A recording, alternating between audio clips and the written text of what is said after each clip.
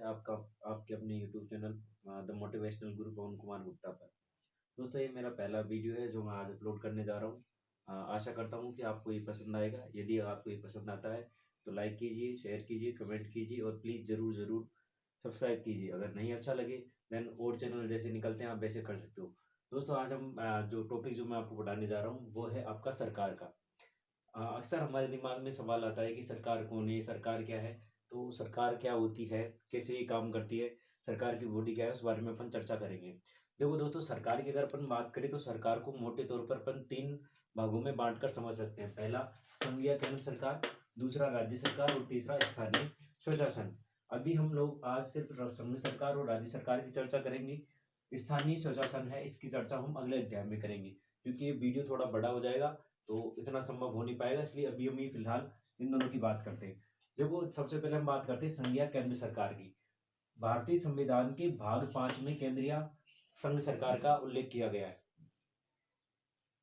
और इसका अनुच्छेद की अगर अपन बात करें तो इसका अंतर्गत अनुच्छेद आपके 52 से 151 आते हैं। यानी परीक्षा में कई बार आपसे प्रश्न अगर पूछे जाए तो सीधा सीधा मोटा मोटा अनुमान आपका यह है कि केंद्र से रिलेटेड, चाहे वो कार्यपालिका हो, व्यवस्थापिका हो, न्यायपालिका या इनसे जुड़ा कोई सी भी बॉडी हो, इनमें से अगर कोई पूछता है तो उसके आर्टिकल का आंसर 52 से 151 ही होगा। ना तो 52 से कम होगा, ना 151 से ज्यादा होगा। तो आपको क्या ध्यान रखना है कि केंद्रीय सर का जो है आपकी संघ सरकार, उसमें अनुच्छेद क्या रहेंगे, 52 से 151। अब बात आती है केंद्र सरकार की। देखो, केंद्र सरकार को सुविधा की दृष्टि से 3 प्रकार से डिवाइड किया गया: कार्यपालिका, व्यवस्थापिका और न्यायपालिका। सबसे पहली बात आती है व्यवस्थापिका की, या चलो व्यवस्थापिका की कर लेते हैं। व्यवस्थापिका से मतलब है कानून का निर्माण करना, यानी कानून निर्माण करने का जो काम होता है वो किसका होता है, व्यवस्थापिका का। उस बनाए गए कानून को लागू करवाने का काम किसका होता है, कार्यपालिका का। यानी व्यवस्थापिका, ये जो भारत में संसद होती है वो तो क्या करती है, कानूनों का निर्माण करती है, और इन कानूनों को लागू करवाने का काम कौन करती है, कार्यपालिका। और रही बात न्यायपालिका, न्यायपालिका ये सुनिश्चित करती है कि जो बनाए गए कानून है उनका वास्तव में अमल किया जा रहा है या नहीं किया जा रहा है, कोई उनका दुरुपयोग तो नहीं कर रहा। ये सारे काम कौन करती है, न्यायपालिका। तो सबसे पहले बात करते हैं हम कार्यपालिका की। देखो, कार्यपालिका का जो वर्णन है वो भारतीय संविधान के अनुच्छेद 52 से लेकर 78 में किया गया है। अब कार्यपालिका से की बात करें कि इसमें क्या क्या चीजें आती है, तो कार्यपालिका में राष्ट्रपति आता है, उपराष्ट्रपति आता है, प्रधानमंत्री आता है, मंत्रिपरिषद। मंत्रिपरिषद से मतलब मेरा उन मंत्रियों से जो कैबिनेट मंत्री है, जैसे जल संसाधन मंत्री हो गया, ऊर्जा मंत्री हो गया, शिक्षा मंत्री हो गया, वो सब इसमें अंतर्गत आते हैं। एक आता है आपका महान्यायवादी, जिसको अटॉर्नी जनरल ऑफ इंडिया कहते हैं। दोस्तों, महान्यायवादी एक अच्छा टॉपिक है। महान्यायवादी भारत का सबसे बड़ा आप ये मान के चलो कानूनी जो विद होता है, यानी ये सुप्रीम कोर्ट का जो मुख्य जो चीफ जस्टिस है उससे भी बड़ा होता है। ये सबसे बड़ा कानूनी सलाहकार होता है, लेकिन ये जो है संसद की प्रक्रिया में भाग लेता है, उसमें बैठता है, लेकिन ये वहां पर क्या है, वोट नहीं देता। मतलब इसकी सुनते सब है पर करती अपने मन की है। बाकी सबसे बड़ा जो कानूनी अधिकारी है, अगर आपसे कोई पूछे कि भारत का सबसे बड़ा न्यायविद कौन है, तो वो कौन है, महान्यायवादी। इनके आर्टिकल्स की अगर अपन बात करें तो राष्ट्रपति का जो उल्लेख है वो अनुच्छेद 52 में है, उपराष्ट्रपति का उल्लेख है वो 63 में, प्रधानमंत्री और मंत्रिपरिषद आर्टिकल 74 और 75 में बताया गया। इसी प्रकार न्यायवादी वो 76 में। चलो, ये तो हो गई कार्यपालिका। अब बात करते हैं हम व्यवस्थापिका की। अगर हम व्यवस्थापिका की बात करें तो व्यवस्थापिका के रूप में भारत में जो संस्था काम कर रही है वो है आपकी संसद, और संसद का जो वर्णन है वो अनुच्छेद 79 में किया गया है। टोटल व्यवस्थापिका की अगर अपन बात करें तो व्यवस्थापिका में 79 से लेकर के 122 अनुच्छेद आते हैं। यानी कि अगर आपसे ये मान के चलो संसद, राष्ट्रपति, लोकसभा, राज्यसभा, इन सब से रिलेटेड कोई भी अगर आर्टिकल पूछे तो उसका जवाब 79 से 122 के बीच में ही होगा, ना तो इससे पहले होगा ना इसके बाद में होगा। तो ये आप एक हिंट के रूप में याद कर सकते हो कि व्यवस्थापिका जो है, केंद्रीय व्यवस्थापिका 79 से 122 में। तो अब जैसे कोई 78 आता है, 77 आता है, 124 आता है, तो वो आंसर आपका गलत होगा। तो मोटे तौर पर अगर ये भी याद कर लेते हो तो आपका क्वेश्चन ही सही हो जाता है। अब बात करते हैं न्यायपालिका की। देखो, न्यायपालिका की जैसा कि मैंने आपको बताया, न्यायपालिका का काम क्या होता है, व्यवस्थापिका द्वारा जो कानून बनाए जाते हैं उनको लागू तो ये करवाती है।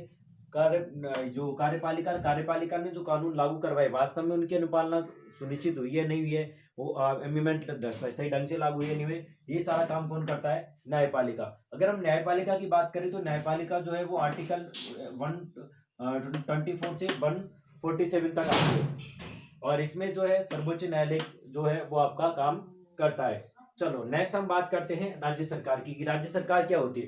दोस्तों, राज्य सरकार की बात करें तो राज्य सरकार का जो विधान है वो भारतीय संविधान के भाग 6 में है, और आर्टिकल 152 से 236 के रूप में जो है आपका ये राज्य सरकार काम करती है। राज्य जिस प्रकार से केंद्र सरकार आपकी कार्यपालिका, व्यवस्थापिका और न्यायपालिका में डिवाइड है, ठीक वैसे ही राज्य सरकार भी कार्यपालिका, व्यवस्थापिका और न्यायपालिका में डिवाइड है। सबसे पहले बात करते हैं हम राज्य सरकार की कार्यपालिका की। देखो, राज्य सरकार की कार्यपालिका है उसका वर्णन भारतीय संविधान के अनुच्छेद 153 से 167 के बीच में किया गया। अब बात आती है कार्यपालिका के अंतर्गत क्या आता है। राज्य कार्यपालिका में राज्यपाल आता है, मुख्यमंत्री और मंत्रिपरिषद आती है और महाधिवक्ता आता है। राज्यपाल का जो उल्लेख है वो 153 में, मुख्यमंत्री और मंत्रिपरिषद का 163 और 164 में, और महाधिवक्ता ये राज्य, जैसे देश में सबसे बड़ा कानूनी अधिकारी महान्यायवादी अटॉर्नी जनरल ऑफ इंडिया होता है, वैसे ही राज्य में सबसे बड़ा कानूनी विद या जानकार जो होता है वो होता है महाधिवक्ता। या इसको अंग्रेजी में एडवोकेट जनरल के रूप में भी जाना जाता है, जो भारतीय संविधान के अनुच्छेद 165 में या 165 में आता है। अब बात करते हैं हम राज्य सरकार की व्यवस्थापिका की। देखो, राज्य सरकार की व्यवस्थापिका, जैसे हम केंद्रीय व्यवस्थापिका को संसद के रूप में जानते हैं, वैसे ही राज्य की व्यवस्थापिका को विधानमंडल के रूप में भी जाना जाता है। तो राज्य की व्यवस्थापिका जो है वो है आपकी 168 से 212 तक। तो इसमें जो है व्यवस्थापिका, राज्य जो व्यवस्थापिका वो 168 टू 212 अनुच्छेद में आती है। इसके अंतर्गत विधानमंडल की अगर अपन बात करें तो विधानमंडल का जो उल्लेख है वो 168 में किया गया है। राज्यपाल की अगर अपन बात करें तो राज्यपाल 153 में किया गया है। विधानसभा की बात करें तो 170 और विधान परिषद की बात करें तो 171। अभी दोस्तों देखो, राजस्थान में एक सदनी विधानमंडल है, 2 सदन चलते नहीं, केवल विधानसभा ही है, इसलिए विधान परिषद नहीं है। विधान परिषद जब कभी होगी तो ये नियम बनाया गया है कि विधानसभा की जो सीटें होती है उसका 33% जो है वो विधान परिषद के सदस्य होते हैं। तो अभी तो एक सदन ही है, तो यहाँ पर तो विधान परिषद तो होगी नहीं, और कभी होगी तो अब तो सबको पता है कि विधानसभा की सीटें हमारे यहाँ 200 है, तो 200 का 33% निकालोगे, लगभग 66 या 67 सदस्य विधान परिषद के होंगे। अब बात करें हम राज्य की न्यायपालिका की। देखो, राज्य की न्यायपालिका की बात करें तो राज्य की न्यायपालिका का उल्लेख भारतीय संविधान के अनुच्छेद 214 से 237 के बीच में किया गया है, जिसके अंतर्गत उच्च न्यायालय का प्रावधान अनुच्छेद 214 से 232 में है, और अधीनस्थ न्यायालय जो जिला न्यायालय है उनका प्रावधान अनुच्छेद 233 से 237 के बीच में किया गया है। रही बात स्थानीय स्वशासन की, देखो स्थानीय स्वशासन जो है इसकी नींव जो है एक अंग्रेज अधिकारी लॉर्ड रिपन द्वारा रखी गई थी। ये काफी फेमस है, तो अगले अध्याय में हम इसके बारे में हम चर्चा करेंगे कि स्थानीय स्वशासन में क्या क्या चीजें आती है। जैसे आपने इसमें व्यवस्थापिका, कार्यपालिका, न्यायपालिका पढ़ा, इसमें राष्ट्रपति, उपराष्ट्रपति आए, उसमें हम लोग पढ़ेंगे कि किस तरीके से नगर में कैसे स्थानीय स्वशासन काम कर रहा है, शहर में क्या क्या काम कर रहा है, वो सारी चर्चा हम करेंगे। तो एक बार फिर से आपसे रिक्वेस्ट रहेगी, आप सबको मुझे जरूर बताइएगा ये वीडियो कैसा लगा। अच्छा लगा तो लाइक कीजिए, बुरा लगा तो कोई दिक्कत नहीं, आप डिसलाइक भी आप मार सकते हो, और कमेंट कीजिए, शेयर कीजिए, और हो सके तो लगे अच्छा तो ज़्यादा सब्सक्राइब कीजिए। धन्यवाद।